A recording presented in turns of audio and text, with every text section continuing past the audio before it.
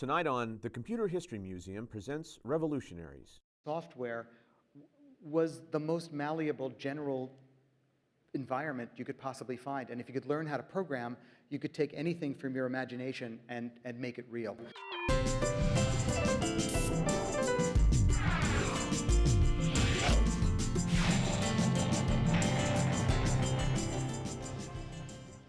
MIT professor Tod Machover is a digital music pioneer. His hyper instruments have been used by musicians from cellist Yo-Yo Ma to rocker Prince. His high-tech operas have thrilled audiences worldwide. Tonight, MIT's Tod Machover. Major funding for Revolutionaries is provided by the Intel Corporation. I would like to give everybody a sense of what you do. We'll get into why you do it and how you came to do it. But let's talk right now about the things that you're working on, you're most interested in. Okay, well, maybe we'll start with a couple of glimpses. I've really tried to concentrate during these last years in making music as transformative as possible. That's why it's called transforming music, so it can really grab people and change their lives, but also as accessible to as many people as possible. So that music can be participated in by everybody. I'll give you a quick glimpse. I think we'll come back to this later. Yes. Because it needs a little more explanation. But right now, actually I launched this 2 weeks ago. It's a project that's going to continue over this coming year, and it's the one that's giving me the most headaches. But I was asked by the Toronto Symphony to write a new piece for orchestra, and I decided that the challenge that I wanted to take for this piece was to invite the entire city of Toronto to compose it with me. So you can help too if you want. We're going to need all the help again. You have no small ideas, Todd. No. So this one, we'll come back to a little later, and I'll tell you why we're doing it and maybe a little bit about how we're doing it. But since you mentioned this most recent opera, maybe I'll just talk a tiny bit about it because it'll give people a little glimpse of how these different things come together and a little bit what they sound like. So as John said, the largest piece that I finished recently is called Death and the Powers. And it is an opera. Opera's attracted me because it combines all the senses, all the different art forms, but music gets to be in the middle of it, so it's been very attractive.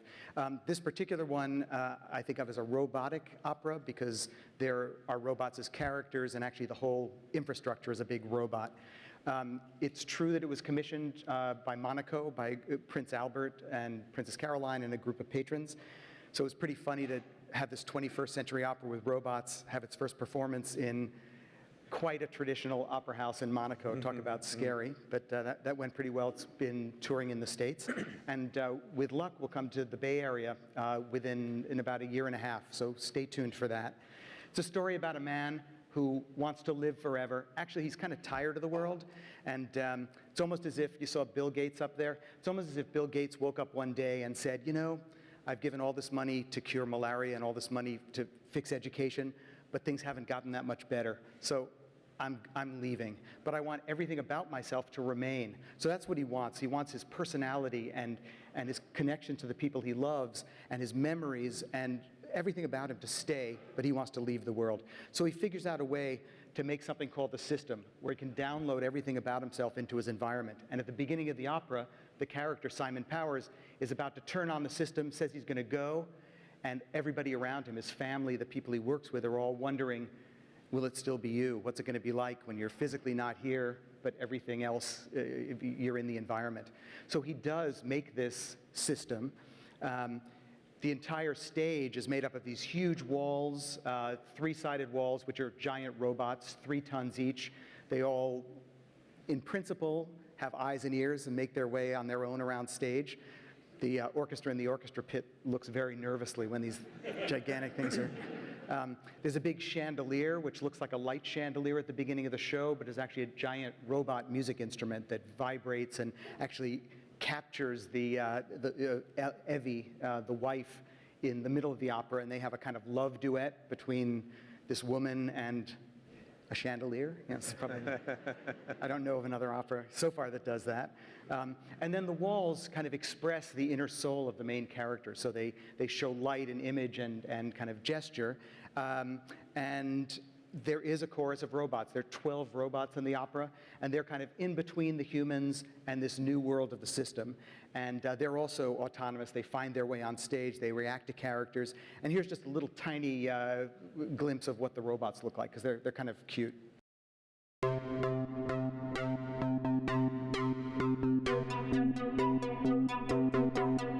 Tonight we delve into a world where opera and MIT technology collide. We wanted these robots to feel like they had human reactions but didn't look anything like humans. So the robots come close to stealing the show. We wanted to make something, as I said, that the robots don't look human, but you really felt wondering why you feel so close to them. It's interesting. And to make all of this work, we had to invent new technologies to measure the main character, because after the first 15 or 20 minutes, he turns on the system, he says, "I'm out of here," he leaves. The rest of the show, until the very end, it's the stage that represents him, and he's down in the orchestra pit in a special booth. So we measure his singing, we measure his gestures, but we also measure his breathing and his muscle tension and his level of excitement, so things he's conscious of while he's performing, but also things that are kind of his inner being, his soul. So he's interacting in real time. He is acting in real time, and all of what he's doing, both what he's conscious of and just what he's feeling, is influencing everything on stage. The sounds, where they are in the theater, the way these robots behave, the way the walls behave. And the idea is, you really literally, all this infrastructure really is him. So maybe I'll just show a quick clip, just 2 minutes from the opera. You'll get to see the entire opera in 2 minutes. It's a rare treat, and then we'll go on and talk about other things. So here's 2 minutes from Death in the Powers.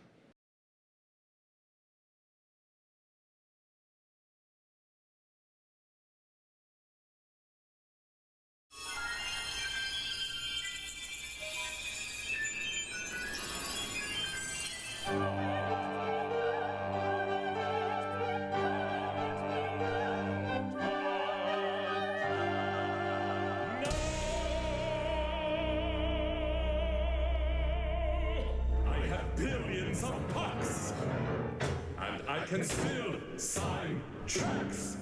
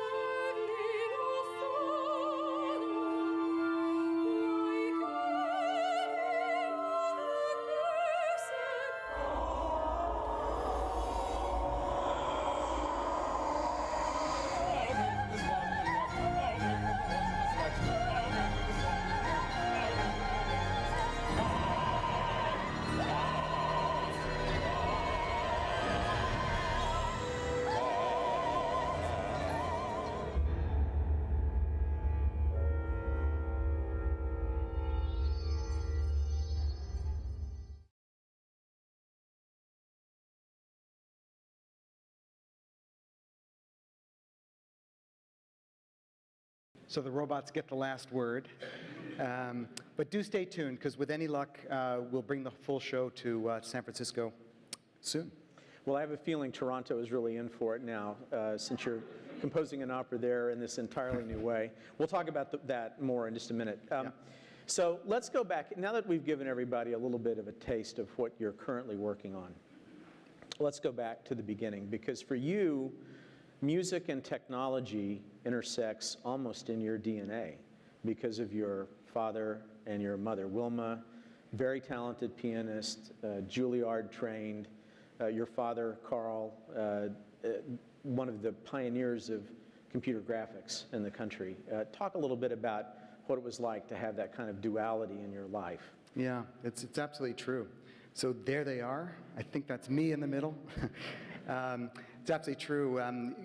Incredibly interesting in so many ways. So you're right. My dad grew up in the Midwest and was a very visual guy, popular culture person, and was an engineer and believed very, very strongly, was in that first generation who, after World War II, who believed that computers would only make an impact in the world if you could interact with them in some intuitive way. So because he was a visual guy, he became one of the pioneers in computer graphics and a real evangelist for computer graphics. And he had a company in the New York area where we lived, and we always used to go in and see the early displays and light pens and things you could control on computers very early on, and just the idea that this stuff was being built and changed every day.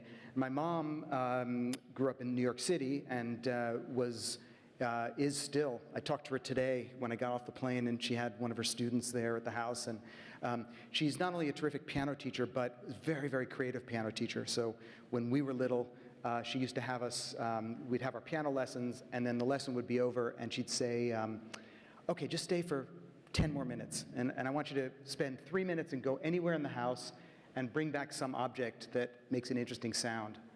So we'd all run around the house and bring back something, a lamp, a chair, the car, I don't know, something, and bring it. And she'd say, okay, what does that one sound like? That one. Oh, great. What's the loudest sound you can make with that? And what's the softest sound? Oh, that's it. What does it sound like if you play those at the same time? Oh, that's great, those two. Now, what's a word you could use to describe that sound? So now we have all these words.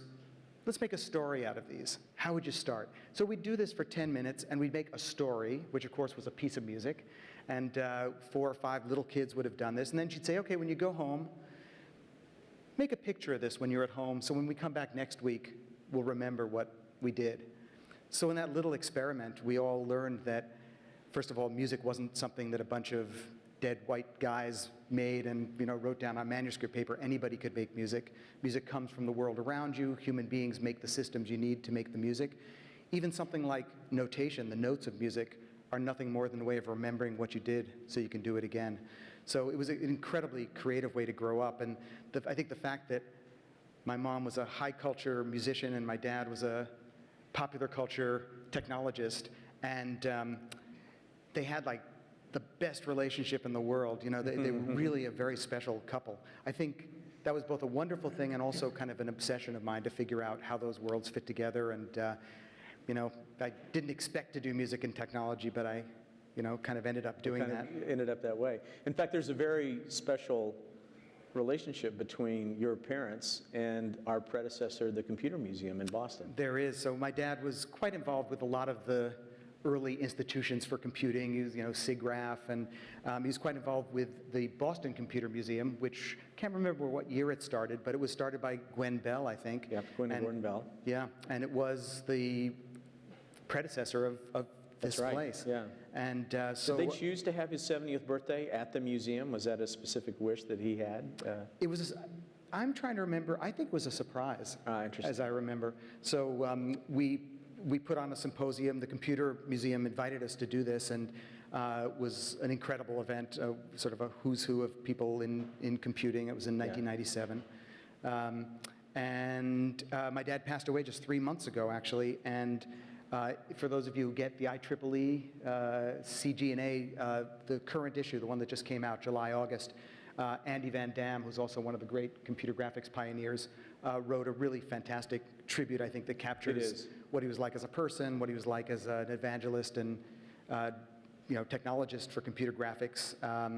And it even captured his cartoons. He was truly a gifted visual person and a very nice and funny man. So. Famous for annotating his papers with these caricatures. That's true. Yeah. Both the real papers and then the books we have at home. He then re-annotated them, just for fun.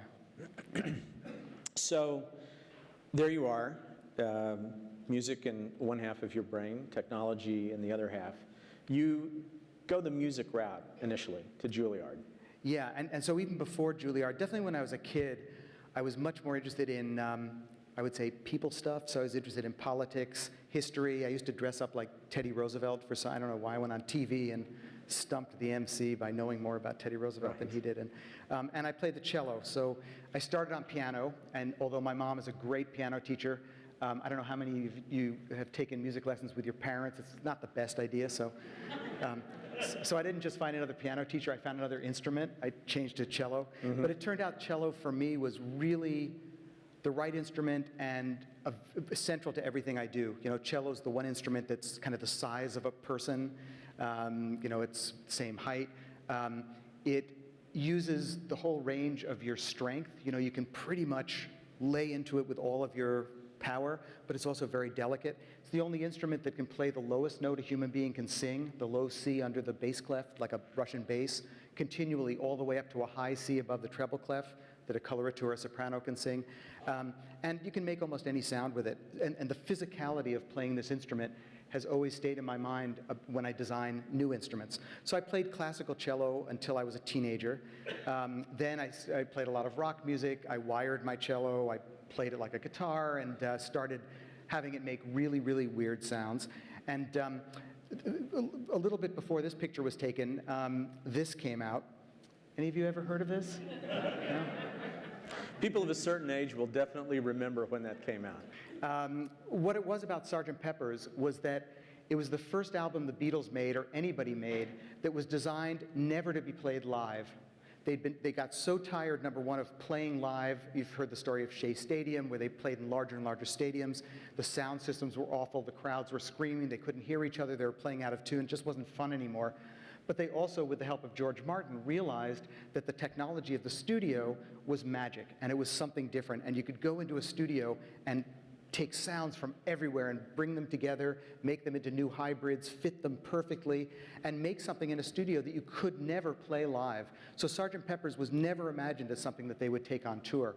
And when that came out, there was kind of a cognitive dissonance for me, which really was behind a lot of what I do, which is, on the one hand, I thought, this is the future of music. This music is so great, and the technology that allowed this to be made is fantastic, but something is really lost because it's no longer spontaneous and it's only pre-recorded. So what would it be like if you could have the best of both worlds? If you could have that richness and complexity and directness, but also have the physicality of playing an instrument, the spontaneity of sharing it with your band or with your friends. And so that kind of lodged in my head for where I was going. And when you did go away to school, to Juilliard and to train, was that an obsession of yours, or was it just in the back of your mind that somehow you were going to make these two things fit together? Great question. It was definitely in the back of my mind. So I don't think I would have picked Juilliard if I really wanted to work with machines. You've all gone to Juilliard? How do you? It's true. So I went there to write for instruments and to learn the craft. And I was actually very lucky. I studied. I should ask if anybody knows who this is. No, it's Elliott Carter, who's probably the greatest living composer. He's definitely the oldest living composer. He's 104 years old now. And it's a great story. You should look it up, Elliott Carter. And at 104, he's still totally active. He has commissions from the Boston Symphony and the Berlin Philharmonic. He wrote his first opera. I wrote my first opera at the age of, 30. He wrote his first opera at the age of 95. And it's pretty good, too. It's, but an amazing man. And when I went to study with him, it's because his instrumental music was the most interesting and complex, and I thought was very exciting. But while I was studying with him, I just started imagining sounds in my head that couldn't be made easily with traditional instruments. And this was in the mid to late 70s. The whole Moog synthesizer analog electronics age was over. Nobody anywhere was really doing that. Computers had just started. Computers, Stanford was a big place. MIT, Princeton, Columbia were the big places for computers. But they were all big, unwieldy machines. It took like a week to get a sound back. So nobody really, no musicians were really working too much with big computers then. But I decided to learn how to program because I just had this. That's when I think the two sides of my parents, it clicked that these crazy sounds that I was imagining, technology and especially software was the most malleable general environment you could possibly find. And if you could learn how to program, you could take anything from your imagination and make it real. So when I was at Juilliard, nobody else was doing this. I went to some place downtown where I found a machine with Fortran. I sort of talked my way in and learned how to do that. Enough so that there's somebody named Pierre Boulez, who some of you might know, who at that time was conductor of the New York Philharmonic. He knew Carter. He knew that I was doing these experiments with technology. And he got invited to start the music part of the Pompidou Center in Paris called IRCAM. And I did my bachelor's at Juilliard, my master's, started my doctorate. And in the first year of my doctorate, I got invited to go to Paris. This brand new institute opened. A lot of you have maybe been to the Pompidou Center? Yes? Yeah. And so next to the Pompidou, there's this fountain with bright colors, and it's actually called the Stravinsky Fountain. And under that fountain is this amazing music institute. And I got to go as a guinea pig when it was first opened. And when I got there, this guy in the middle sitting down with the glasses, his name is Giuseppe Di Giugno, was an Italian nuclear physicist who'd also been invited. And he decided to make a computer specially for music. And it had just started to work kind of when I walked in the door. So all of a sudden you had a computer which you could program to do anything, which you could also touch like an instrument. And nobody knew how to program it, nobody knew what to do with it, but I sort of sensed my calling and I stayed there for 7 years, became head of music research. That's Boulez. I love that previous picture because it pretty much cuts across the way we all looked in the 70s. You know, the guy on the right, sort of the clean-cut guy with the glasses, and you're in the middle. You know, you kind of got that switched-on look, but then the guy on the left definitely is switched out. I guess is out there. Yeah, I like that. Yeah, and he was the software guy. He was a mathematician who, didn't play music at all, but had the gift for figuring out how to program these crazy machines. Yeah. Totally. So that's Boulez on the left. One thing that we did is we made the first live instruments, computerized instruments. This was a keyboard. I think the piece was called Fusione Fugace, and it was the first live computer performance anybody had ever done. Now, what was it you were trying to achieve at this point? What was in your head that said, there are a set of constraints about a musical instrument like a piano that I want to transcend? What was it you were searching for? I think it was, if you go back to this image of the Beatles in the studio making Sgt. Pepper's, the later things, how can you make music which has the kind of richness and layers and complexity that's interesting, but how can you do it so a human being can shape all these things, not, if you go into a studio, nothing happens in real time. I put down one note, like boop, boop, boop, boop, boop. Okay, I like that. Now let's set that. Now I'm going to go back and put down the drum. And now what I wanted to do is figure out a way that you could control all those layers together like an instrument. So was the software meeting your expectations at that point? There was no software. There was nothing. There was no software. There was no interface. We built this key. This was before the personal computer, just before. It was before MIDI, which is the industry standard to connect these things. So we had to think about all the original ideas for how do you send information, how do you measure the interesting musical things. So yeah, but the reason to do that was so a human being, with your intuitions and with your hands and your body, could shape the most sophisticated music.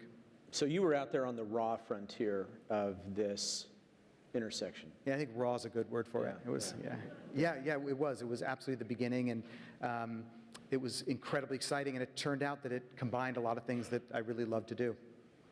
So I'd been making these instruments. I kind of got known for composing for them, thinking about how to humanize this computer technology so it didn't feel like punch cards. And I got a call one day from a guy named Nicholas Negroponte. I don't know how many of you know. Yeah, some of you know him? Maybe some of you are related to him. I don't know. And you needed a home, and he knew you or knew of you? Well, I guess I was known for doing this kind of work, and I also, was known for helping to start new places. I'd been at IRCAM when it was new, and so Negroponte was just about to start a place called the Media Lab at MIT, and asked if I wanted to come back from France and be a professor there. And I'd been in France for 7 years, and I just had a feeling that something special was going to go on at the Media Lab. So I went back, and I've been there ever since.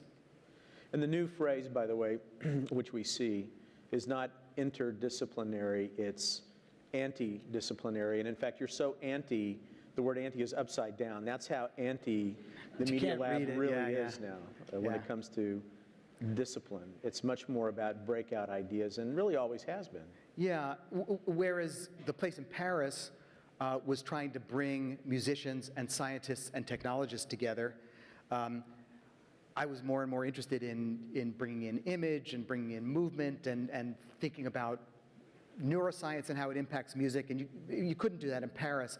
The idea behind the Media Lab was basically to use technology to make the quality of life better in as many different ways as possible, in as many contexts as possible. So there was no idea of this field or that field belongs or didn't belong. So from the very beginning, it was a place for artists, but also for thinking about the future of education, thinking about the future of health, thinking about the future of computing and data. Music, absolutely. So it was here that you began to really explore the concept and the creation of a hyper instrument. So can we talk a little bit about what a hyper instrument is, what your vision for it is, how it works, and taking it now a step further, when some of the technology that wasn't there for you when you were creating in Paris suddenly is there for you? Yeah, so that's my space in the Media Lab. You see the robots, that's what they do when they're not performing. They get to sunbathe, basically, in Cambridge whenever there's any sun. That's one of the rare sunny days there, I think. I know, that's why I took this picture. I thought I'd entice some of you to come back to Cambridge. So this is Yo-Yo Ma, as you might recognize, a few years ago. And the first hyper instruments we made were similar to what you saw with me sitting at a keyboard, maybe fancier keyboards, but basically using instruments that you could buy on the market, measuring the way people touch the keys, the rhythm, and analyzing them to see how the music was being played. But what I got interested in was the gesture and the touch and all of the acoustic sound, the things which are not present in just an electronic instrument, how to measure those and how to capture the soul of those kind of sounds. So one of the kind of big transitional projects was this hypercello that we built for Yo-Yo. We measured the sound of Yo-Yo playing the cello. I'll play that video again. You can see on his right wrist there's a blue device, which is actually what's called a Hall effect sensor. It measures the movement of his wrist in this direction and this direction. It turns out that's a very reliable way of knowing the style of bowing, so you can tell if somebody's bowing legato or marcato, jagged or smooth or pizzicato, all just from the wrist. On this cello, we had strips of plastic on the fingerboard that sent electricity up and down, so you could measure where the finger was stopping the string. We spent a lot of time on the bow itself, because a bow for a cellist is like breathing for a singer. It's where most of the expression is. So you have to know how fast the bow is moving, how the horsehair is gripping the string, the angle of the bow, how much bow you're using.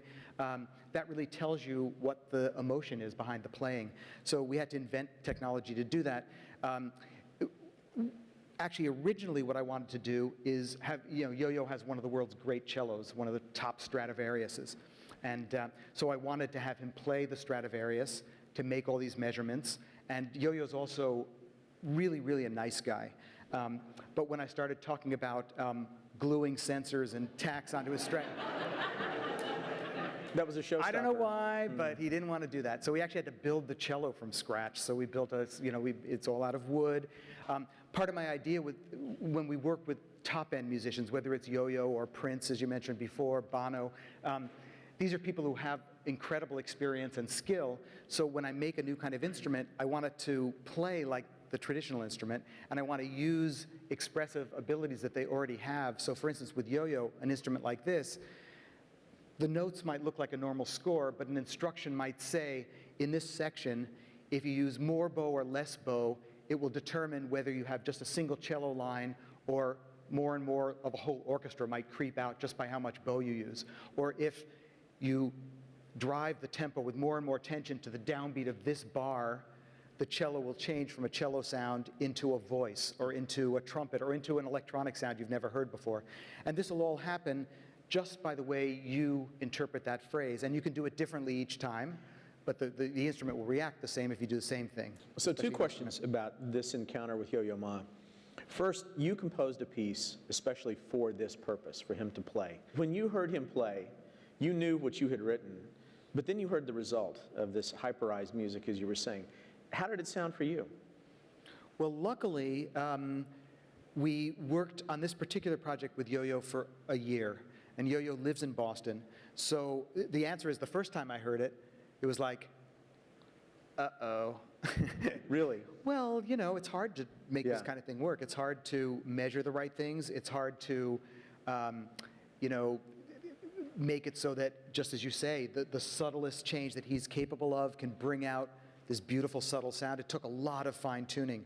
So we got to, I knew that the music that I'd written, the basic structure, the melodies, the way it was shaped, that felt right pretty quickly. But exactly how the instrument responded, you know, it took a good 5 or 6 months of fine-tuning and changing the software and changing the measurement and changing how the instrument reacted until it felt just right.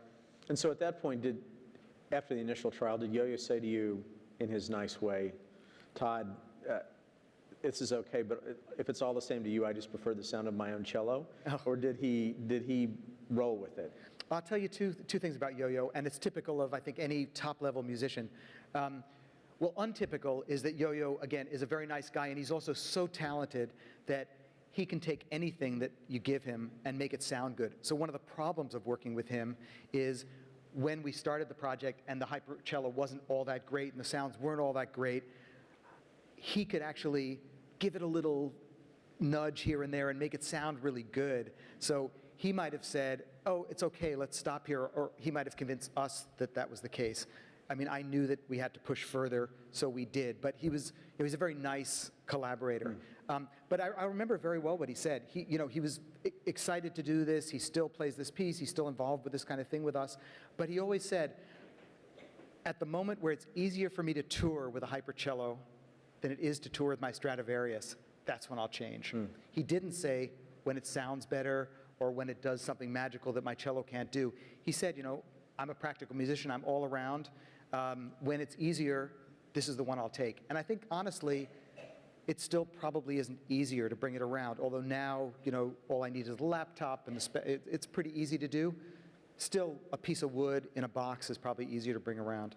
So let's go back now to MIT, in addition to your hyper instrument work, because there's a whole other side of what you're doing and what your students are doing that led to this incredible breakthrough that most of us know, Guitar Hero. Yeah. And I know that's a small part of this odyssey that you're on, but I really think it's a fascinating story and a great story, I think, actually, of how your creativity inspired a group of students who really built something that just became a cultural phenomenon. Yeah. These two students of mine, Alex Rogopoulos and Arana Gozi, were there working on most of these projects. Alex, the one on the left, his master's thesis was something called seed music, and he developed a technique at the Media Lab where you could take any piece of music, feed it through his software, and it came out on the other end encoded, so it had all the handles on it where you could take this piece now and stretch it one place to another, or kick it. You could say, okay, go towards this harmony, or become more complex. And we actually started with 2 joysticks where the joysticks could change the quality of the music. And Alex and Aran set up a company called Harmonix right down the block from MIT. It's still there, you know, a 5-minute walk from my office. And they took all of these ideas from the brain opera of these kind of games and worked for about 10 years making games that were mostly this kind of free exploration. You know, you'd have like a music world that you could fly through or walk through, and the music would change in various ways. And actually, and they were just about to go out of business, and a company called Red Octane that basically, you know, Dance Dance Revolution? Yeah? You know it, good. So anyway, it was a company that made the floor mats for Dance Dance Revolution, basically came to them and said, look, we like your games. They're doing pretty well, they're not doing that well. Actually, this other company said, we think that if you made a guitar game, it might do really well. And Alex and Iran, and even I said, I don't think so. We don't want to do that. Our games are more interesting than that. And Red Octane said, no, just give it a try, and we'll actually make the interface for you if you make the software. And so they said, okay, we'll give it a try. And the rest is, they made this game, and nobody, all the stores didn't think it was going to be a big deal, and they bought, very few copies when it first came out. And it turned out that I think two things were new in Guitar Hero when it first came out.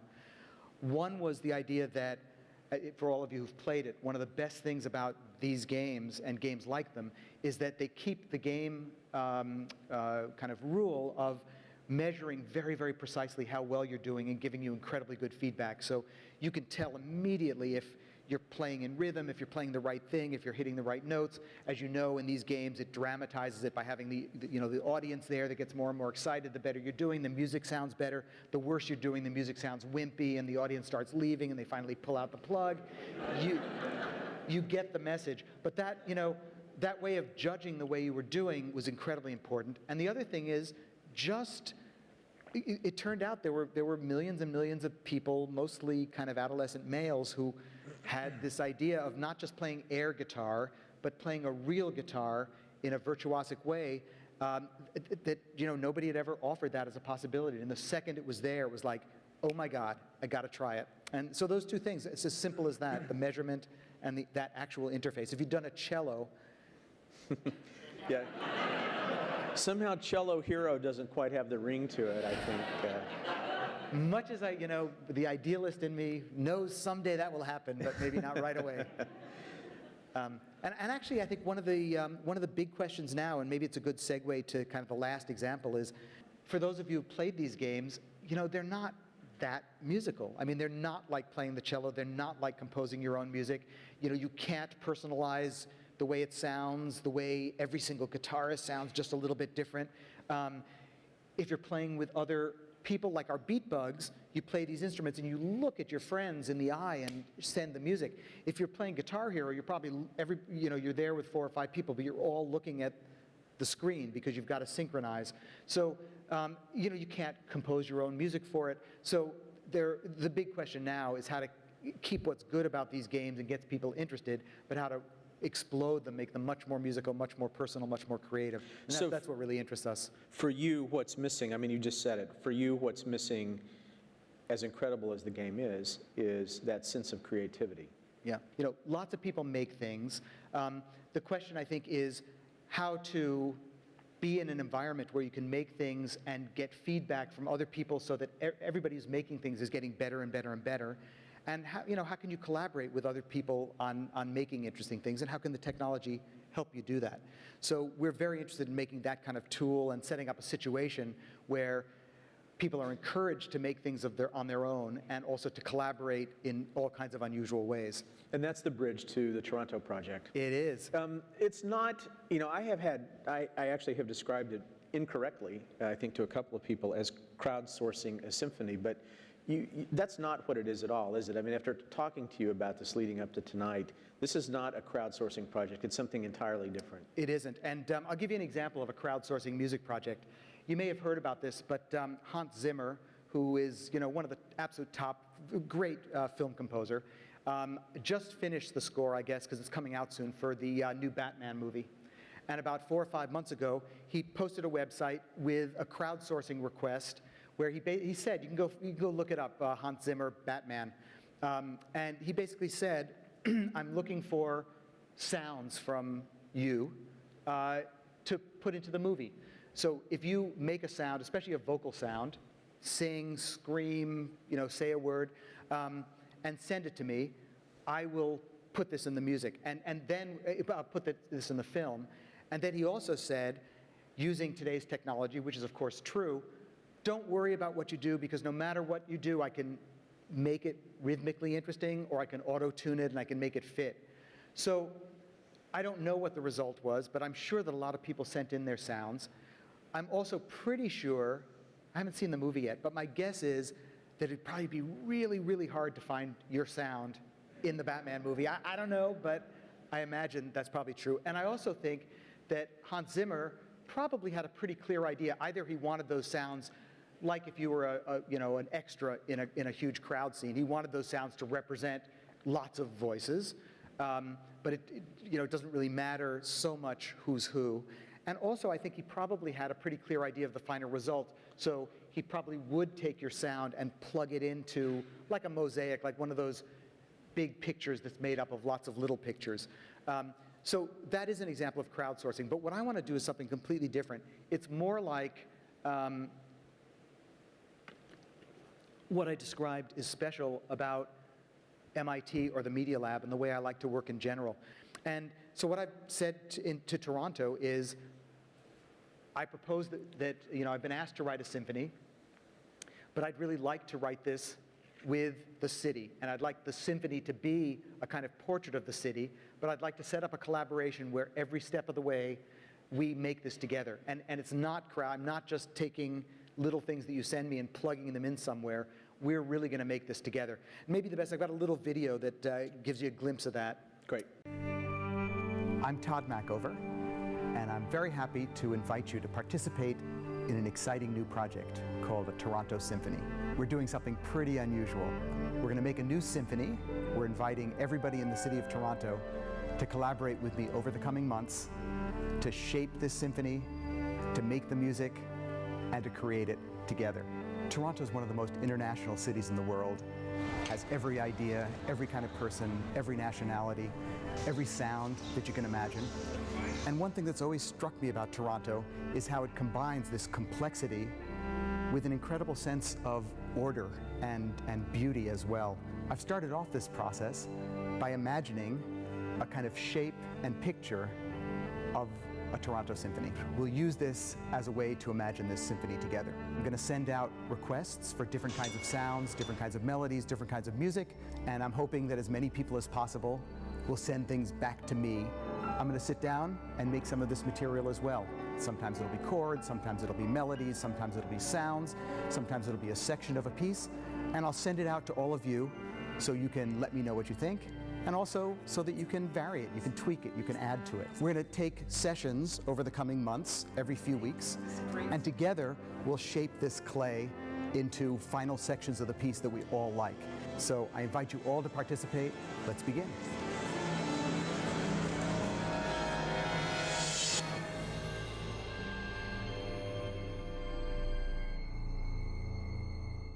So we launched this in Toronto on the 15th of June, less than 2 weeks ago, and have invited the whole city to participate. But right now, I've asked people to send either ideas of or recordings of the most typical sound from Toronto that they know, and if possible, to send me something that nobody else would have thought of. So I'm getting actually thousands of these, and what my goal is to do, so the first step is to go through these sounds, go back, discuss them. I'm going to turn all of these sounds into orchestra sounds. So I'm not going to go the easy route and just play back recordings. We're going to make the orchestra sound like the screech of the... Everybody in Toronto talks about the sound of the streetcar and the way it screeches at a particular location. I've got hundreds of people, so we'll have the orchestra screech like a streetcar. But I'm very excited about this because if we can get a large group of people thinking out loud about making this piece and sharing ideas and evaluating things together and doing things live together, I think it won't just be exciting, but I think it'll represent a new relationship between professionals in the industry and the general audience and people like an orchestra who can work together using technology in a much healthier way. I just think it'll be exciting. It's late June, and we see by the date you're delivering this on March 9th. So how are you feeling about that? It's nice to have a day in California away from... I love what I do because I let my imagination go and I follow it where, when an idea feels exciting to me, I feel like I can go and realize it. Most of these ideas take me places that I didn't expect. I think of all the projects I've ever done, this one's the scariest because for it to work, for it to really feel right, it has to satisfy two qualities. One is, even though I'm making this piece with lots of other people, it has to be a fantastic piece. When you go to hear the orchestra play it on March 9th, everybody sitting there has to just listen to it as a piece of music and say, I love it, it's beautiful, and other people want to play it. So that's hard if you're not controlling it all yourself. The other thing is, for it to work right, unlike with crowdsourcing, my idea is it really has to feel both like my piece. I have to feel like, wow, I invested in this and it really feels like something I made, but every single person who participates has to feel that way too. They have to feel not just like they sent something out into the void and it disappeared, but that they've had a role in shaping this and they feel like they've contributed. Getting those two things right is, nobody's ever done it, and I hope we can do it, but I'm definitely nervous. Do you feel that the human interpreter will always be a pivotal part of a performance? Could machines ever learn enough to simulate or feel a realistic emotional performance experience? And do you hope so? Great question. People differ on this. I think philosophically and maybe technically too. My deep feeling is that what technology is for is to allow humans to be more human, to unleash capabilities that we have. So the reason I think I build these instruments and these tools is that I always think about technology as ways of allowing us to be more creative, us to shape music better, us to find the music we like. And so I do not hope so. I do not long for a machine that can make musical decisions for me or make a performance instead of a person. I do think that one of the great things about machines is that it allows us to test a lot of our ideas. So there are people all around the world doing fantastic research in exactly what was asked, and even some people at the Media Lab. What would it take to have a computer, get like a piece of sheet music for Bach or the sheet music for the Beatles, and like a musician, analyze it, decide how to interpret it, and then make a performance all on its own. There's a lot of wonderful work being done in that area, and even some of it sounds pretty darn good. My own feeling is, number one, that shouldn't be the end goal. You'd love to have a human being. Even if it were really good, you'd want a human being to kind of tweak it and shape it at the end. And I think there's a bigger question, which is, the only reason music means anything, in my view, is that it's a way for people to express something about life and something about the world, something about nature, to each other. It has no other purpose. And if there isn't a human being behind thinking of the idea in the beginning and shaping it and sharing it and reacting to your reaction, to me, it doesn't have a lot of meaning. So I'd like to see a human being in the loop, and you also want the machine to be as smart as possible. So let me ask you one final question. You've talked about trying to bring Death and the Powers to the Bay Area. We are bringing it to the Bay Area. You are bringing it to the Bay Area. You've obviously got this major Toronto project going on, and these are the short-term things that are keeping Tod Machover busy. But in the future, if you think about what's next, capital N, what is the next big thing that you're going to be working on? I think the thing that'll keep me busy for a little while is kind of follows on from what we've been talking about, and especially from what we just talked about brain science. And I think that as we start understanding more and more about what happens in our minds while we're listening to music, why it affects us the way we do, why we feel certain emotions, why we get tingles, why it affects our body in different ways. We understand more and more about the effect that music has on us.